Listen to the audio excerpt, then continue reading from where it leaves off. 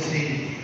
ज्यावेळेला आपण एखादा सैनिक बघतो त्यावेळेला काही गोष्टी लक्षात येतात. तर पहिली गोष्ट ह्या ठिकाणी जमलेलो आहोत. खरं तर अनेक प्रश्न विचारता येण्यासारखे, परंतु त्या ठिकाणी पाठीमागं 8% व्यवस्था कुठेतरी होत आहे. तुमच्या पोटातही त्या पद्धतीने संकेत तुम्हाला मिळाला लागलेले असते. आम्हाला दुसऱ्याकडे संकेत आहे, त्यामुळे आम्हाला कळत आहे. 2-3 बाबी तुमच्याशी शेअर करणं गरजेचं आहे. या दृष्टिकोनातून आम्ही वळालेलो. आम्ही काम करतो.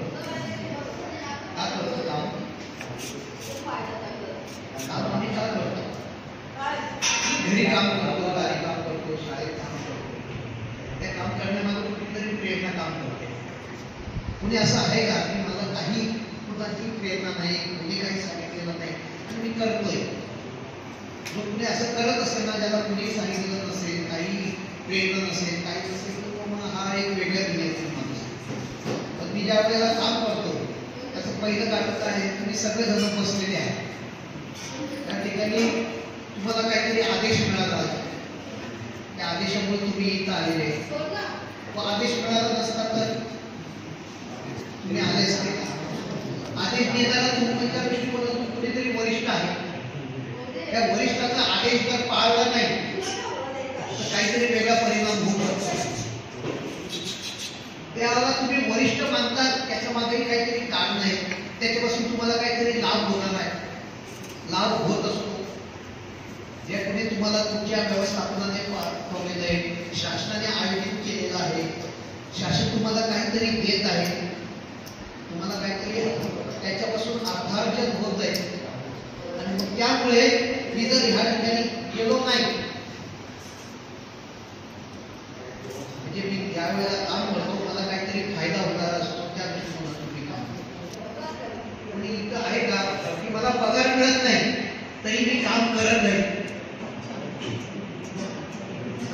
तुम्ही असो मी असो, आपल्याला वास्तव मान्य केलं पाहिजे. मला पैसा मिळतो म्हणून मी काम करतो. ह्याच्यासाठी जायचं आणि भांड दाखवायचं, ताक घेण्यासाठी अशातला प्रकार करायला. ज्या वेळेला मी वास्तव सत्य स्वीकारेन त्यावेळेला त्या वास्तव्याची जाणीव झाल्यानंतर माझी भूमिका काय हे मला त्या ठिकाणी समजेल. त्यामुळे पहिली गोष्ट आहे, मी काम का करतो तर त्यापासून मला काहीतरी लाभ होतो. दुसरी बाब अशी की मी या ठिकाणी प्रशिक्षणाला आलो नसतो आणि वाघसाहेबांनी या ठिकाणी गट शिक्षण अधिकाऱ्याला नोटीस काढली असते की तुम्ही या ठिकाणी 100% प्रशिक्षणार्थींना सामावून घेतलेलं नाही, त्याचा खुलासा करावा. प्रशिक्षणार्थीने तुमच्या मुख्याध्यापकांना नोटीस काढली असते आणि तुमच्या मुख्याध्यापकांनी तुम्हाला नोटीस काढली असते. म्हणजे अशा पद्धतीचं बालक मागं लागू नये. त्यामुळे मुख्याध्यापकाने आदेश दिलेला असेल तर मुकाट्याने गुमान या ठिकाणी प्रशिक्षण स्थळी जायचं आणि प्रशिक्षण घ्यायचं. या भावनेमध्ये तुम्ही कदाचित आलेले असणार. म्हणजे नको शिक्षा या भावनेतून आपण त्या ठिकाणी सहभागी होतो. हे पहिलं कारण आपलं निश्चित झालेलं आहे. दुसरं कारण त्याच्यापेक्षा वेगळं आहे. कुठेतरी भीती तुम्हाला, त्या भीतीतून काम करतोय. त्या ठिकाणी संध्याकाळी बाहेरमध्ये सांगितलेलं असेल भाजी घेऊन यायची, नाही तर उद्या त्या डब्याची व्यवस्था बाहेर कुठे करायची ती बघा. माणूस एक पिशवी बघतो आणि कुठं रस्त्याने भाजीवाली मिळते ती त्या पद्धतीने शोधतो आणि भाजी घेतो. म्हणजे एक वेगळ्या पद्धतीच्या भीतीमुळे मनुष्य काम करतो. तिसरी गोष्ट, ह्या पद्धतीचे जे कोणी स्वातंत्र्य सैनिक असतात ते आपल्याकडे कुठेतरी आदर्श असतात. आपण कुठेतरी असं वाटतं की यांनी या पद्धतीचं काम केलं, मला काहीतरी फुलाची पाकळी या स्वरूपाचं काम केलं पाहिजे. इतके लोक आहेत, मलाही समाजापोटी काही देणं आहे, या समाजाने माझ्या घडणीत काहीतरी सहभाग केलेला आहे, काहीतरी वाटा उचललेला आहे.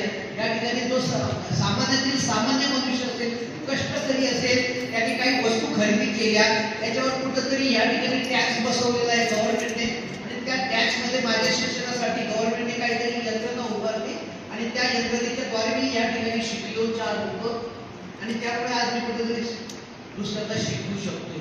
याचा ज्या वेळेला मनुष्य चिंतन करायला लागतो त्यावेळेला त्याला स्वकुशल त्याची जबाबदारी त्या ठिकाणी करते.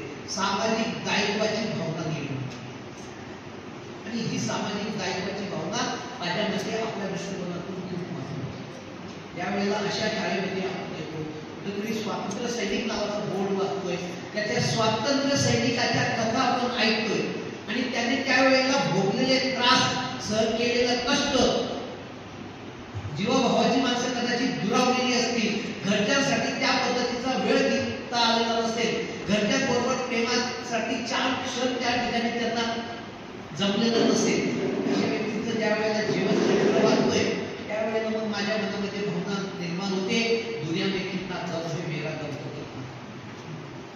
ज्या वेळेला मनामध्ये भावना येते दुनिया में कितना गम है मेरा गम तो कितना कम है, त्यावेळेला माणसाला असं वाटतं की मी काहीतरी काम केलं. माझ्या समोर असणारी मुलं कोणती, माझ्या समोर असणारा समाज कोणता आहे, मित्रांनो हा फार मला प्रेरणा देणारा घटक.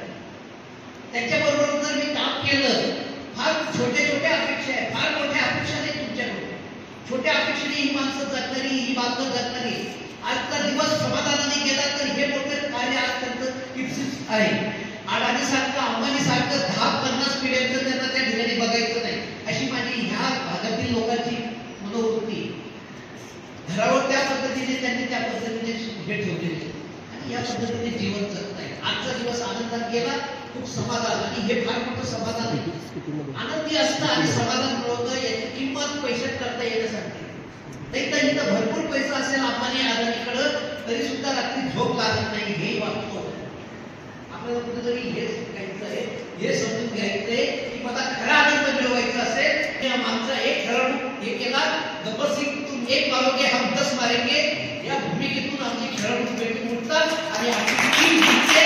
त्यावेळेला दुर्दम्य आत्मविश्वास त्या टीम मध्ये निर्माण होतो. हे काम करत असतो प्रेरणा, आणि प्रेरणा देणारे आमच्या समाजामध्ये, आमच्या राष्ट्रामध्ये असे अनेक घटक आहेत की ज्यांच्यामुळे आम्हाला कुठेतरी प्रेरणा मिळते. आम्ही ज्या वेळेला 3 जानेवारीला बालिका दिन साजरा करतो, सावित्रीबाई आमच्या डोळ्यासमोर येते, आम्ही कुठेतरी म्हणतो की अशा सावित्रीबाई नसत्या तर आमच्या ह्या महिला भगिनी या ठिकाणी बसल्या असतात.